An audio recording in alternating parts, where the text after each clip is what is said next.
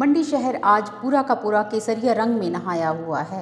जहां देखो वहीं केसरिया झंडे दिखाई दे रहे थे, क्योंकि आज कांग्रेस और भाजपा के दोनों पार्टी के झंडे शहर के हर कोने पर दिखाई दे रहे थे। राष्ट्रीय स्तर पर या राजनीतिक मंच पर पार्टियों की आपस में बने न बने, जुगलबंदी हो ना हो, परंतु आज मंडी शहर में हर जगह ऐसी थी जहां पर दोनों राष्ट्रीय पार्टियों के झंडे आपस में जुगलबंदी करती हुई दिखाई दे रहे थे। मौका शायद नगर निगम चुनाव का भी है और कुछ किसान समर्थन आंदोलन को लेकर भी है, जहां पर दोनों पार्टियों ने अपने झंडे लगाए हुए थे। ऐसा दृश्य शायद कभी कभार ही देखने को मिलता है। दोनों पार्टियां एड़ी चोटी का जोर लगा रही हैं, क्योंकि नगर निगम के चुनाव भी बहुत नज़दीक हैं। राजनीतिक स्तर पर देखा जाए तो इस समय मंडी के नगर निगम चुनाव सबकी प्रतिष्ठा का कारण बने हुए हैं, क्योंकि मंडी शहर और मंडी जिला प्रदेश मुख्यमंत्री का गृह जिला भी है, इसलिए उनकी प्रतिष्ठा का भी यहाँ सवाल खड़ा होता है। इसीलिए दोनों पार्टियों ने अपनी एड़ी चोटी का जोड़ लगाकर यहाँ पर अपने बड़े से बड़े नेता को प्रचार के लिए उतारा है। फिलहाल अभी तो समीक्षा बैठक ही चल रही है। ये तो आने वाला समय ही बताएगा कि नगर निगम का चुनाव कौन जीतेगा और किस पार्टी के सिर के ऊपर महापौर का ताज सजेगा। परंतु आज जो दृश्य देखने को मिला वो कभी कभार ही देखने को मिलता है। राष्ट्रीय स्तर पर जुगलबंदी नहीं, प्रदेश स्तर पर जुगलबंदी नहीं, परंतु झंडों के रूप में जुगलबंदी ज़रूर दिखाई दे रही है। इस तरह के दृश्य सच में कभी कभार ही देखने को मिलते हैं। जिला कांग्रेस कमेटी ने आज पूरे मंडी शहर में किसानों के समर्थन में एक महारैली निकाली। किसानों के समर्थन में कांग्रेस का हर विंग उतरा हुआ था, चाहे वो महिला मोर्चा हो, चाहे कांग्रेस पार्टी इकाई हो या संगठन के लोग हो, और चाहे वो NSUI के सदस्य ही क्यों ना हो। इसके साथ साथ कांग्रेस का यूथ विंग भी इस मोर्चे पर शामिल था। शहर के हर कोने पर इस मोर्चे ने मार्च किया तथा सरकार के प्रति जमकर अपना रोष निकाला और कहा कि इस तरह की सरकार के ज़्यादा दिन नहीं बचे हैं। जिला मंडी कांग्रेस कमेटी ने जहां पर किसानों के समर्थन में रैली निकाली, वहीं उसके बाद पूरी कांग्रेस कमेटी ने जिला ADC जतिन लाल के माध्यम से सरकार को ज्ञापन सौंपा तथा उन्होंने कहा कि जिस प्रकार से यह रवैया सरकार अपना रही है वह ज़्यादा दिन चलने वाला नहीं है, क्योंकि 2022 में कांग्रेस की सरकार रिपीट करेगी। वहीं कुछ स्थानीय पंचायतों के निवासियों ने भी कहा कि सरकार ने हमें ज़बरदस्ती नगर निकाय और नगर निगम में जोड़ दिया है, जहां पर हमारी राय को बिल्कुल भी तवज्जो नहीं दी गई है। हम पंचायत के लोग किसी भी तरह से नगर निगम में जुड़ना नहीं चाहते हैं। हमारी नगर निगम में जो है वो नहीं ले जाया जाए, क्योंकि हमारा जो जितना भी पंचायत एरिया है वो बड़ा स्कैटर्ड है, मतलब एटलीस्ट 3 और 4 kilometre away from the centre point. फिर हमारे को जो प्रलोभन दिया जा रहा है कि ये है, पानी है, स्कूल है, मतलब हर चीज हमारे पास है, हॉस्पिटल है, सब कुछ है हमारे पास। लेकिन हम क्यों अब टैक्स नहीं लेंगे? 5 साल में लेंगे, 5 से नहीं होगा तो हमारी जो आने वाली आबादी है, आने वाली पीढ़ी हमारी है, उसको तो टैक्स पड़ेगा। फिर भी मेरे 4 घर हैं, मेरे 4 बेटे हैं, तो चारों को भी अगर 1-1 हज़ार पड़े तो 4,000 तो उनको टैक्स वैसे चला गया। इससे बेहतर की भी हमें हिमाचल प्रदेश कांग्रेस कमेटी ने हिमाचल प्रदेश के प्रत्येक जिला में किसानों के समर्थन में जोरदार रैली निकाली। इसी संदर्भ में जिला ऊना में भी रैली निकाली गई, जिसकी अगुवाई वहां के स्थानीय विधायक सतपाल रायजादा ने की। इसके साथ वहां के कांग्रेस नेताओं ने ट्रैक्टर मार्च भी निकाला। स्थानीय विधायक सतपाल सिंह रायजादा का कहना है कि जिस प्रकार से बीजेपी अपना रवैया अपना रही है, इस तरह से वो कभी भी मिशन रिपीट नहीं कर पाएगी और 2022 में कांग्रेस की सरकार ही प्रदेश में बनेगी। आज का जो विरोध प्रदर्शन है वो किसानों के हक में है। जिस तरीके से मोदी सरकार ने किसान 3 महीने से दिल्ली में डेरे डाले बैठा हुआ है, उसके खिलाफ हम मोदी सरकार के खिलाफ हम आवाज़ उठा रहे हैं, क्योंकि मोदी सरकार किसानों की ना सुनकर और जिस तरीके से किसानों को उग्रवादी बनाया जा रहा है और जो भी मोदी सरकार का विरोध करता है वो आज के टाइम में पाकिस्तानी या देशद्रोही कहलाता है।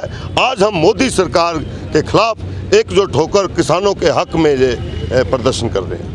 हिमाचल प्रदेश खादी बोर्ड के उपाध्यक्ष पुरुषोत्तम गुलेरिया का कहना है कि सरकार हर तरह से हर वर्ग का ख्याल रख रही है और उन्होंने कहा है कि 2022 में बीजेपी दोबारा से रिपीट करेगी और प्रदेश में दोबारा से भाजपा की सरकार ही बनेगी, क्योंकि भाजपा की जो नीतियां हैं वो हर तरह से हर वर्ग के लिए सही है। उनकी 5 स्टेटमेंटें बदलती, वो इसलिए बदलती क्योंकि उनके पास कोई मुद्दा नहीं है। वो मुद्दा तलाशने की कोशिश करते हैं, मुद्दा पकड़ने की कोशिश करते हैं, उस मुद्दे में कोई जान मिलती नहीं है, फिर वो दूसरा मुद्दा तलाशते हैं। यानी कि अभी मैं एक छोटा सा उदाहरण देता हूँ आपको। कोरोना काल है, कोरोना काल में हिमाचल प्रदेश में भारतीय जनता पार्टी के कार्यकर्ताओं ने घर घर जाकर अपनी जान को जोखिम में डालकर लोगों की सेवा की, लोगों की सेवा में डटे। कांग्रेस ने क्या किया? कांग्रेस के कार्यकर्ताओं ने, मेरे बैग में पड़ा है, 12 करोड़ रुपए का बिल अपने केंद्रीय कार्यालय को भेजा हिमाचल से, इनके अध्यक्ष ने, कि ये हमने इतने इतने सैनिटाइज़र बांट दिए, इतने इतने हमने राशन किट बांटे, इतने हमें PPE किट दिए, जबकि धरातल पर तो कुछ नहीं था। इनको केवल आलोचना करने के सिवाय कुछ मिलता नहीं है। मुद्दा तलाशते हैं, वो मुद्दा महीने में छूट जाता, फिर दूसरा मुद्दा तलाशते हैं। जिस तरह इनका केंद्रीय नेतृत्व है उसी तरह यहाँ प्रदेश नेतृत्व है।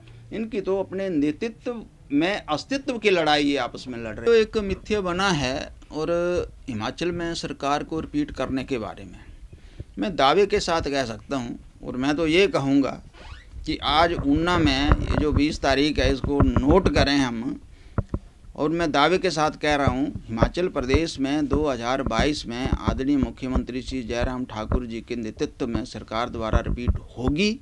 और मैं इसलिए नहीं कह रहा हूँ कि मुझे ये कहना है, पॉलिटिकल बयानबाजी देनी है। मैं फैक्ट के आधार पर, तथ्यों के आधार पर मैं इस बात को कह रहा हूँ, क्योंकि 3 साल हो गए हैं सरकार के। 3 साल में छोटे बड़े जितने भी चुनाव हुए हैं उनमें हम आगे ही बढ़ते गए हैं, उनमें हम कम नहीं आए हैं। और ऊना का भी वही है जो बाकी डिस्ट्रिक्ट्स में है। इसलिए मैं कह सकता हूँ जो श्री जयराम ठाकुर जी की जन कल्याणकारी योजनाएं हैं, जो आम गरीब को छू रही हैं, आम गरीब को टच कर रही हैं, और उनकी जो रिफ्लेक्शन हर छोटे बड़े चुनाव में देखने को मिल रही है। यानी कि मैं ये कह सकता हूँ कि आदरणीय मुख्यमंत्री जयराम ठाकुर जी की सरकार के अंतर्गत जो हर विभाग में योजनाएं चली हैं, उन योजनाओं का रिफ्लेक्शन हमें फील्ड में दिख रहा है। और हम दावे के साथ कह सकते हैं 2022 में अच्छी मेजॉरिटी के साथ हम सरकार को रिपीट करने जा रहे हैं। चौहान आर्ट्स, यहाँ मिलेगा आपको एक ही छत के नीचे सभी तरह का काम, जिसमें होगी flex painting, official work, laser cutting, CNC router, photo framing, sign board, glow sign board, retro board, all type of sheets, fabrication sheets and aluminium works and ACP sheets। यहाँ पर मिलेंगे आपको लकड़ी के नक्काशी किए हुए दरवाजे जो आपकी घर की शोभा बढ़ाएंगे। एक बार आइए और यहाँ पर आपको आपकी हर ज़रूरत की चीज़ मिल जाएगी। NH 21 के पास भंगरोटू, चौहान आर्ट्स। एक बार आइए और मौका दीजिए। छात्र अभिभावक मंच ने आज फिर से मंडी शहर में एक रैली निकाली। इसमें प्राइवेट स्कूल में पढ़ने वाले सभी छात्रों के अभिभावकगण मौजूद थे। उनका कहना था कि जिस तरह से प्राइवेट स्कूल हमें अपनी तानाशाह रवैये की वजह से तंग कर रही है, वो किसी भी तरह से न्याय संगत नहीं है, क्योंकि भारी भरकम फीस वसूली जाती है और कहा जाता है कि किस दुकान से किताबें और ड्रेस खरीदनी है। इस तरह का एकाधिकार कानून किसी भी तरह से न्याय संगत नहीं है। एक अभिभावक ने कहा कि जिस तरह से 2006 में शिक्षा का अधिकार कानून था, उसे सरकार पूरी तरह से लागू करवाए और अभिभावकों की समस्या का निदान करे।